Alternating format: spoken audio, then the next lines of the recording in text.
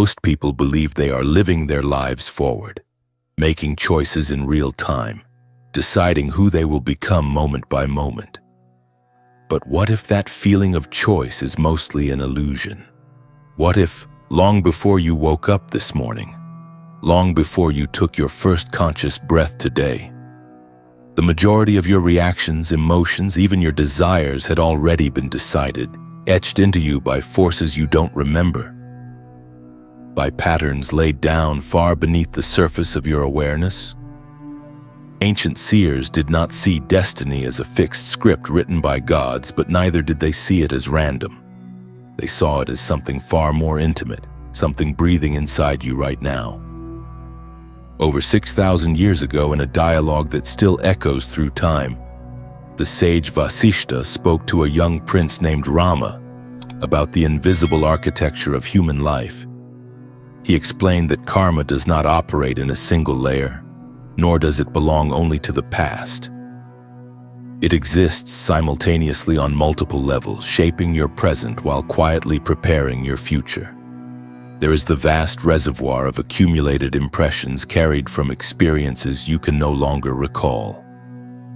There is the specific portion of that reservoir now ripening into circumstances, relationships, and challenges in this lifetime. And then there is the karma you are generating right now, in this very moment, through thought, intention, and action, often without realizing it. Most people live entirely unaware that these three currents are flowing through them at once. You wake up believing you are starting fresh, yet research shows that nearly everything you do today will be governed by unconscious habits formed long ago. While you sit here now, your body will take tens of thousands of breaths today, almost all of them unnoticed, automatic, mechanical. And yet, hidden inside this simplest of acts, the rishis discovered something astonishing, a direct gateway into the machinery of destiny itself. The word karma does not mean punishment. It does not mean reward. It means action, but not merely the action you can see. It refers to the subtle residue every action leaves behind in consciousness. Like the faint imprint left on a carpet after heavy furniture has been moved, karma is the invisible mark experience leaves on the mind. These impressions do not disappear on their own. They sink deeper, layering themselves into patterns that quietly begin to run your life. When Swami Vivekananda stood before a Western audience in Chicago in the late 19th century, he spoke of this process in simple terms. Every thought, every action leaves an imprint on what he called the mental substance, and the sum of these impressions becomes your character. What he did not elaborate on in that moment, but what the yogic sciences reveal with striking precision, is just how deep these impressions are stored. So deep, in fact, that the thinking mind cannot reach them. Words cannot touch them. Analysis cannot dissolve them. But the breath can. Notice how your breathing changes when fear arises. It tightens, becomes shallow, trapped high in the chest. Notice how it shifts when you feel safe, when you are calm, when you are deeply present. It slows. It descends. It opens. This is not accidental. Breath is the only function in the body that belongs simultaneously to the conscious and the unconscious. It is governed both by your will and by systems that evolved long before language, logic, or identity. It is the living bridge between what you think you control and what actually controls you. The Himalayan rishis understood this bridge thousands of years ago and built an entire science upon it. But to understand how karma can be dissolved, you must first understand how it is formed. Karma is not a moral judgment imposed from outside. It is an impersonal law, as precise as gravity, operating in the domain of consciousness. Every thought, spoken word, action, and even unexpressed intention is a seed planted into the fabric of time. Some seeds carry clarity and coherence. Others carry confusion and pain. Over time, watered by attention and repetition, these seeds develop roots, deep mental grooves that solidify into automatic reactions and unconscious desires. The real problem is not the law itself. The law is neutral. The problem lies in the unconscious quality of the seeds we plant again and again without awareness. The result is suffering that feels personal but is actually patterned. Anxiety that appears irrational. Relationships that replay the same emotional loops. Creative energy that feels blocked by something you cannot name. This is karma not as philosophy but as lived experience. From a modern perspective, this accumulation can be understood as a form of psychological entropy. The physicist Erwin Schrödinger observed that life itself appears to resist entropy, maintaining order against a universe inclined toward disorder. Karma, in this light, is the internal buildup of unresolved impressions that generate noise, friction, and instability within the system of the self. The unconscious mind becomes a vast archive of unfinished experiences, while the body becomes the stage upon which these programs endlessly replay. The rishis realized that to access this archive, no external ritual was required. No belief system, no blind faith. The key was already present, repeating itself day and night from the moment of birth until the moment of death. Breathing. Not as a mechanical exchange of gases, but as the movement of prana, the intelligent life force that animates both body and mind. Breath is the interface between the physical body and the subtle body, between nerves and awareness, between survival and meaning. When karmic impressions are dense, the breath becomes chaotic. When the breath is brought into rhythm, depth, and awareness, something profound begins to happen. You are no longer merely calming yourself. You are intervening directly at the level where karma is stored. Modern neuroscience is only now catching up to what the rishis already knew. Research into the vagus nerve, emotional regulation, and neural coherence shows that slow, conscious breathing can synchronize brain regions responsible for fear, memory, and decision-making. Trauma, stress, and chronic anxiety are not abstract conditions. They are physiological patterns, embodied karma expressing itself through the nervous system. When the breath changes, these patterns can be interrupted at their source. Atmospheric air is only the vehicle. Prana is the intelligence it carries. The ancient yogis understood breath as a pump that moves this intelligence through a network of subtle channels. Blockages in these channels were not seen as symbolic but as literal energetic knots, condensed history lodged in the body-mind system. And where prana flows freely, karma begins to lose its grip. Even modern experiments show that decisions are initiated in the brain seconds before conscious awareness catches up. What you experience as choice is often the final echo of a much deeper process already in motion. The yogic sciences did not deny this. They offered a way in. Pranayama is often mistranslated as breath control, but this misses the essence. Prana is life itself, and the practice is not about control but expansion, liberation. It is about reclaiming access to layers of yourself you were never taught to feel. And this is where the real work begins. When the ancient texts speak of transformation through breath, they are not describing a metaphor. They are describing a literal technology of consciousness, a way of interfacing with the deepest operating systems of the human being. Breath, when approached with awareness, becomes a language spoken directly to the nervous system, bypassing the rational mind entirely. This is why it works where willpower fails, where affirmations collapse, where analysis loops endlessly without resolution. There is a reason emotional memories surface unexpectedly when breathing slows and deepens. There is a reason fear dissolves not through argument but through regulation. The breath reaches places thought cannot go. It moves beneath identity, beneath memory, beneath story.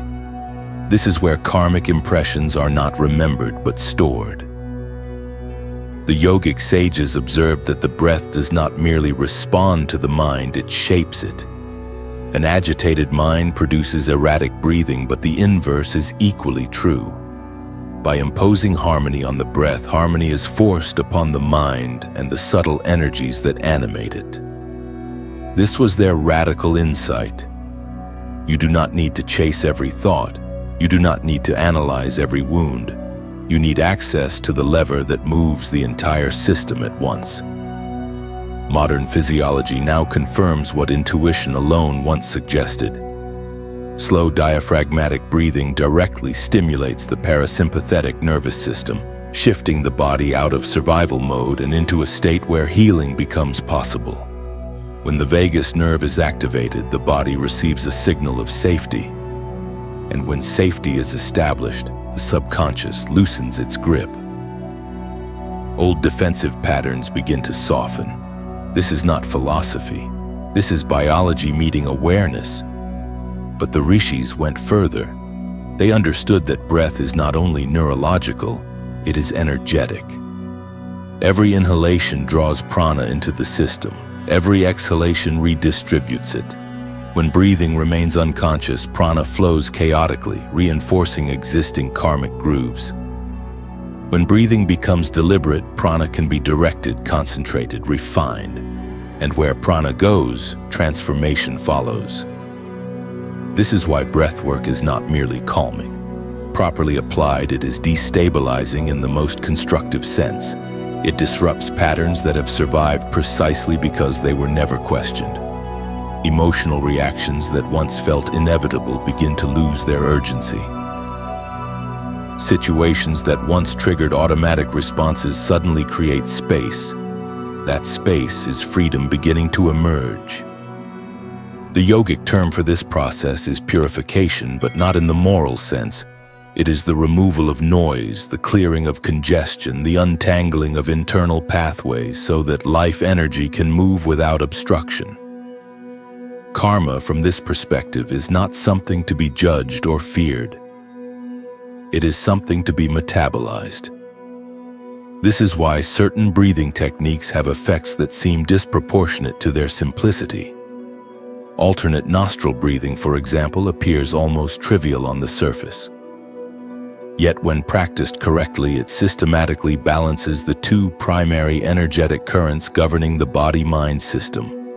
One cooling, receptive, introspective, the other activating, directive, outward-facing.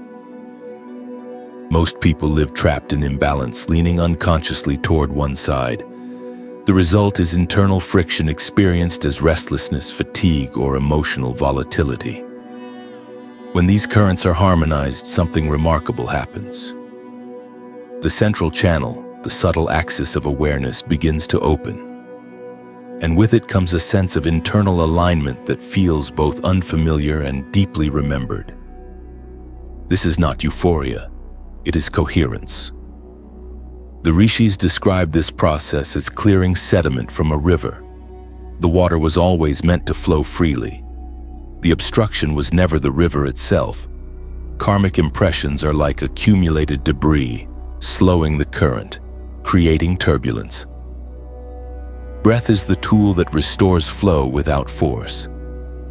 Scientific studies now mirror this understanding from a different angle. Research shows that slow, rhythmic breathing synchronizes brain waves between regions responsible for emotion, memory, and executive control. Trauma fragments these systems. Breath reunifies them. When coherence is restored, the nervous system no longer reacts as if the past is happening now. And that, in essence, is the dissolution of karma in real time. This is why practitioners often report subtle but unmistakable changes. A trigger that once ignited anger now registers as information. A familiar anxiety arises but dissolves before it takes hold. Decisions feel less reactive, more spacious. These are not dramatic miracles. They are structural changes in how consciousness moves through the body. The yogic texts emphasize that prana is not passive. It is intelligent. It responds to attention. When breath is guided with clarity, prana follows like iron filings responding to a magnet. And over time, repeated exposure to this coherence rewrites internal patterns that once seemed permanent. This is also why the breath is described as a mirror. It reflects your inner state without distortion. You cannot lie to your breath. You can suppress emotion, rationalize fear, intellectualize pain. But the breath always reveals the truth of your condition. And by working with it, you work directly with truth rather than narrative. The danger, however, lies in misunderstanding the purpose. Breath is not the goal. It is the doorway. Even sages like Ramana Maharshi cautioned against attachment to technique. The aim is not mastery of breath, but dissolution of the sense of separation, the feeling of being a doer struggling against forces beyond control. Breathwork is a means of loosening that illusion, not reinforcing it. This is why authentic practice always leads inward, toward simplicity rather than complexity. As karmic layers begin to dissolve, the compulsion to control life diminishes. You begin to respond instead of react. And in that response, destiny subtly reorganizes itself around awareness rather than habit. What the rishis called prana yoga was not a single technique, but a living science, a way of aligning biological rhythms with cosmic principles, a way of participating consciously in the forces that once seemed to govern you from the shadows. And now, having understood the foundation, the mechanics, and the purpose, the question becomes unavoidable. How do you apply this knowledge precisely, safely, and effectively? That is where the method truly begins. To approach this method correctly, you must first understand that posture, attention, and intention are not accessories to the practice. They are the practice. The body is not merely a container for consciousness. It is the instrument through which consciousness is tuned. When the spine is aligned, it is not for aesthetic or ceremonial reasons. It is because the central energetic axis of the body must remain unobstructed for prana to move without distortion. A slouched posture compresses not only muscles and organs, but awareness itself. Seated stillness becomes the foundation. The body is upright yet relaxed, grounded yet alert. This balance is crucial. Too much tension constricts flow. Too much relaxation invites dullness. The rishis described the correct posture as effort without strain, presence without rigidity. In this state, the breath begins to reveal subtleties usually drowned out by habitual movement. The first phase of the practice is not dramatic, yet it is indispensable. It is the systematic clearing of the energetic pathways through which prana travels. Most people attempt to access depth without first removing obstruction. The result is frustration, instability, or fleeting experiences without integration. Purification must precede intensification. Alternate nostril breathing, when practiced with precision, functions as an internal recalibration. By directing breath through one nostril at a time, you are not merely altering airflow. You are influencing the hemispheric balance of the brain, the tone of the nervous system, and the subtle currents that govern perception and action. Each inhalation through the left nostril draws in a cooling, introspective quality. Each exhalation through the right releases excess activation, agitation, and internal heat. The cycle reverses, cultivating clarity without passivity, energy without restlessness. What matters here is not speed, but awareness. The breath moves slowly, silently, with no audible friction. There is no forcing, no gasping, no strain. At the moment when the breath is held briefly at the center, something subtle occurs. This pause is not empty, it is saturated with potential. The two energetic currents meet, neutralize, and momentarily suspend their habitual tug-of-war. In that suspension, a glimpse of stillness emerges. With each complete cycle, stagnant impressions begin to loosen. Not symbolically, but somatically. The nervous system registers balance. The mind responds with quiet. Over time, this alternation establishes a rhythm that the entire system begins to entrain to. 9 cycles are not arbitrary. They represent a complete energetic reset, a clearing sufficient to move deeper without destabilization. Only after this preparation does the practice enter its alchemical phase. Here, breath becomes the crucible in which time itself is reshaped. The inhalation, retention, exhalation, and pause are brought into perfect symmetry. Each phase equal in duration, each transition deliberate. This square rhythm creates a container strong enough to hold transformation. As the breath fills the body, it does so methodically, expanding the abdomen, the ribs, and finally the upper chest. This is not a shallow breath. It is a full invitation to prana. When the breath is retained, the mind may initially resist. The urge to inhale or exhale arises quickly in those unaccustomed to stillness. But it is precisely in this moment of suspension that the deepest work occurs. During retention, prana is no longer moving outward or inward. It is forced to circulate internally, pressing gently against areas of resistance. These areas are not random. They correspond to places where experience has been held rather than processed. Old fears, unexpressed grief, unresolved impulses. The body remembers what the mind has forgotten. When the breath is released, it is not dumped. It is guided out slowly, completely, emptying the system of what has been dislodged. The following pause, with lungs empty, creates a vacuum, and nature abhors a vacuum. Into this space, fresh prana rushes, unconditioned by past patterns. This is not poetic language. It is a lived sensation for those who practice consistently. The retentions, known as kumbhakas, are the true catalysts. They temporarily alter blood chemistry, increasing carbon dioxide levels, which paradoxically enhances oxygen delivery to tissues. The brain, often starved of oxygen under chronic stress, receives nourishment.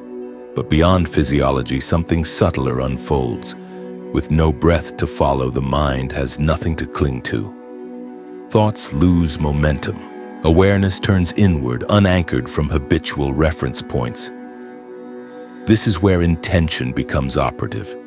Not forced visualization, not mental imagery strained into place, but a gentle orientation of awareness.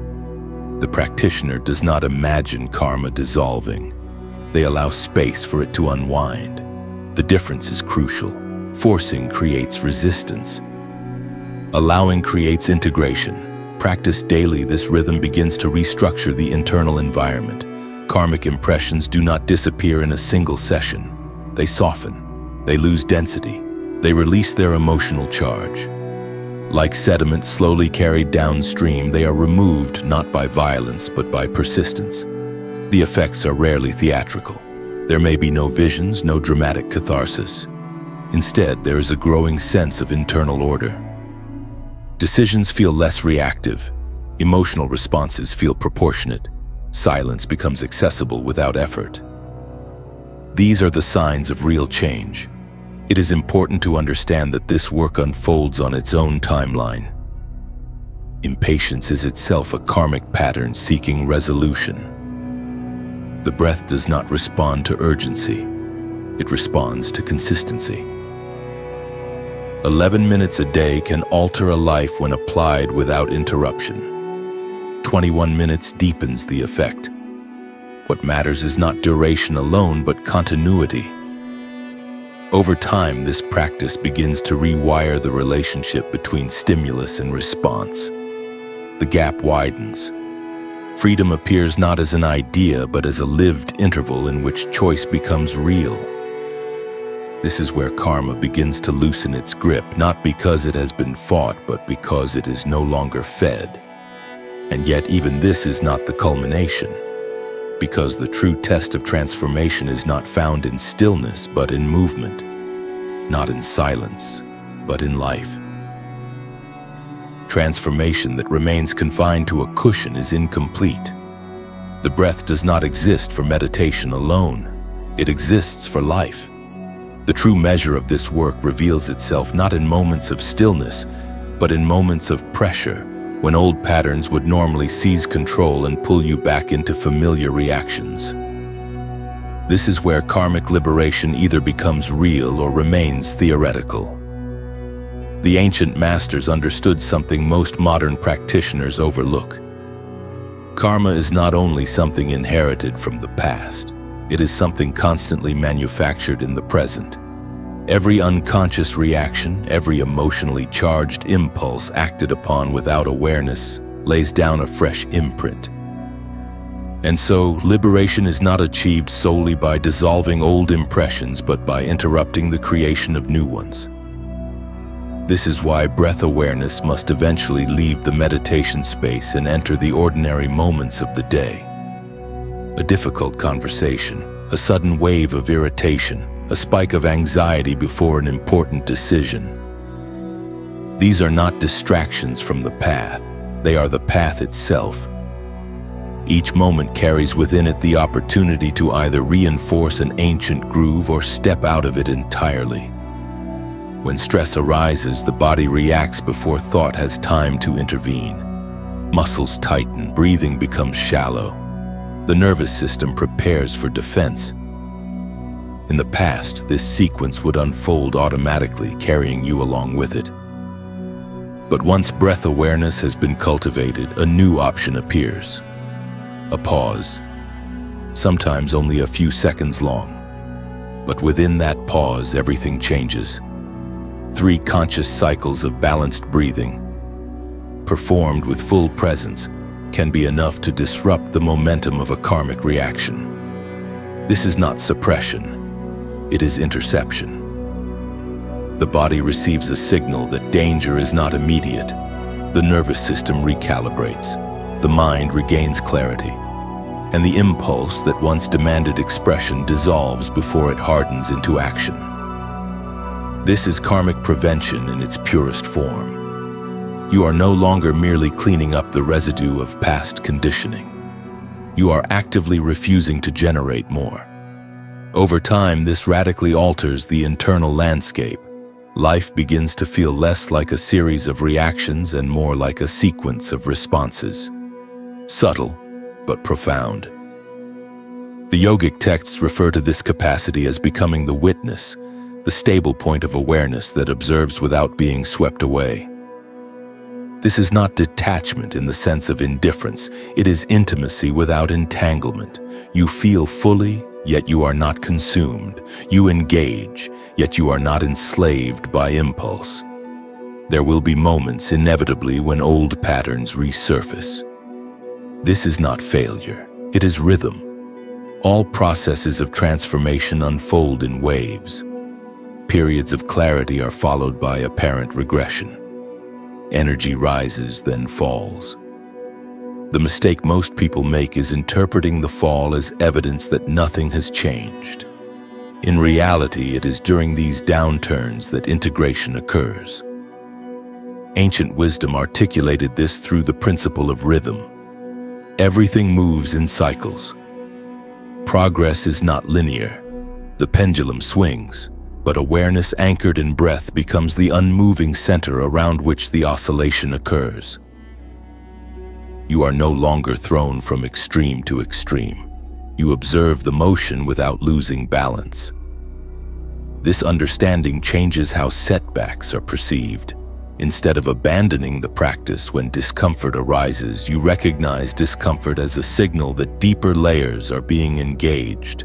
What once remained buried is surfacing in order to dissolve. The breath becomes your anchor through these transitions, steady, reliable, impartial. Morning practice holds particular power. Before the world claims your attention, before the nervous system is flooded with stimulus, the mind is naturally more receptive. In this early stillness, the boundary between conscious and unconscious is thinner. When breathwork is performed at this time, it sets the tone for the entire day, establishing coherence before chaos has a chance to take root. This commitment is not about discipline for its own sake. It is a declaration, a signal sent inward that self-awareness is no longer optional. Over time, this signal reshapes identity itself. You stop seeing yourself as someone struggling against conditioning and begin to experience yourself as the field in which conditioning appears and disappears. Yet true mastery reveals itself not in isolation but in movement. Breath awareness while walking, while speaking, while listening. The body becomes a living meditation.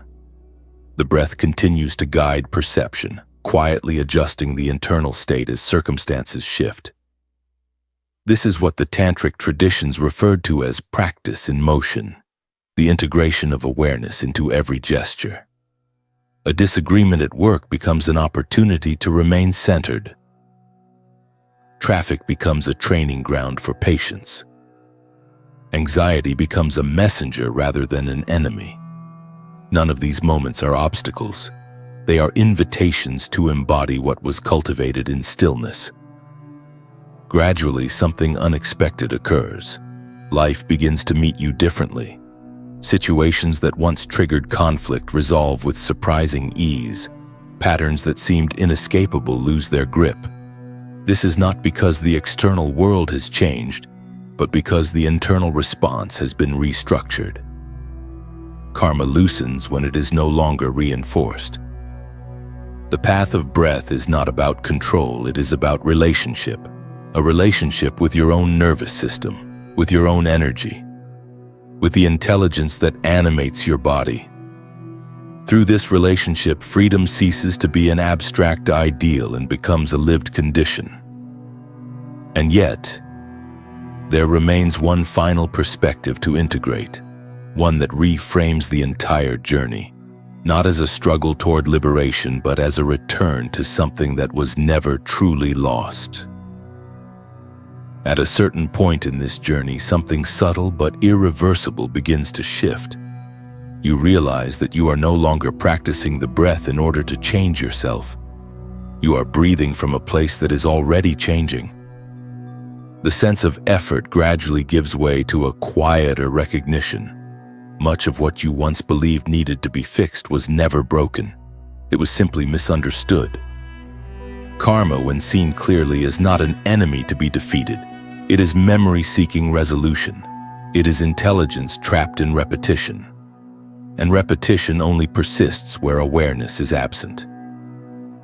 The moment awareness arrives, fully, gently, without judgment, the pattern begins to unravel on its own. This is why the deepest transformations often feel strangely ordinary.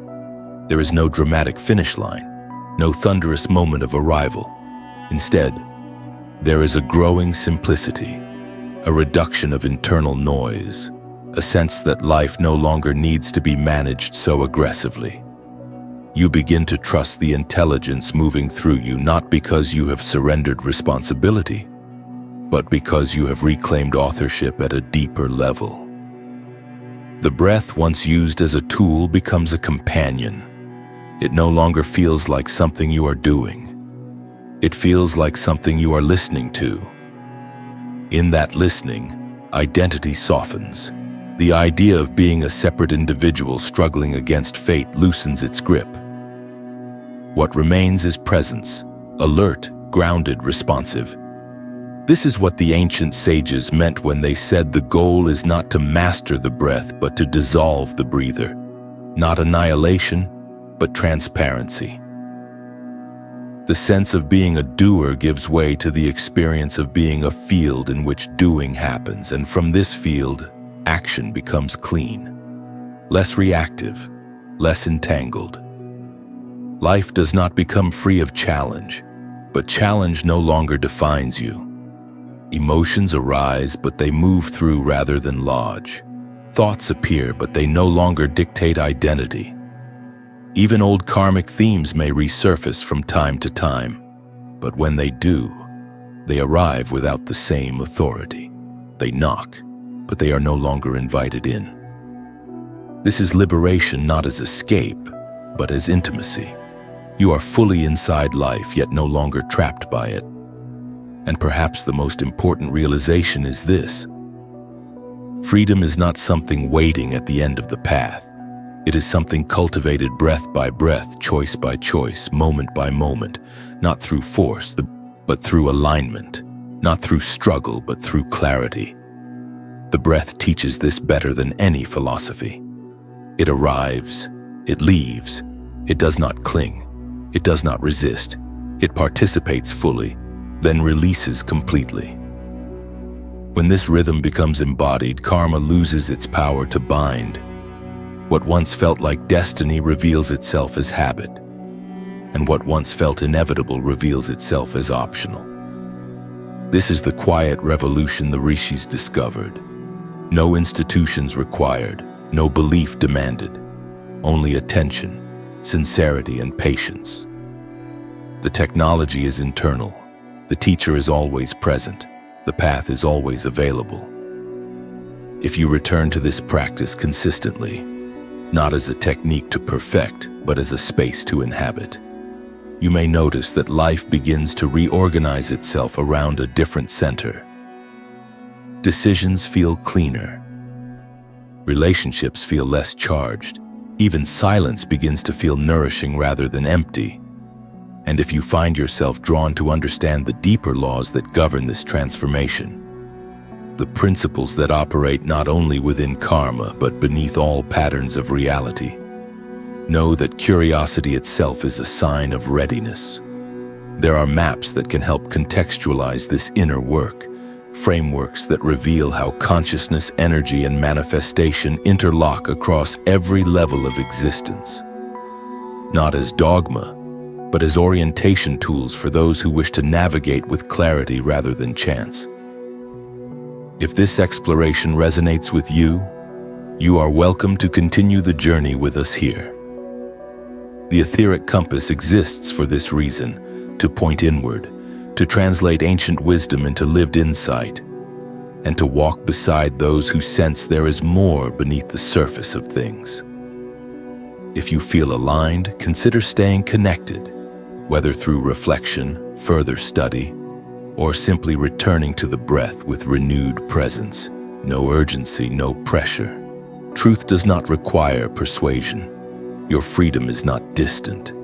It is not hidden in another lifetime, another teacher, another book. It is already unfolding quietly in the space between your inhalation and your exhalation. All that is required is that you meet it there, breath by breath, here, now.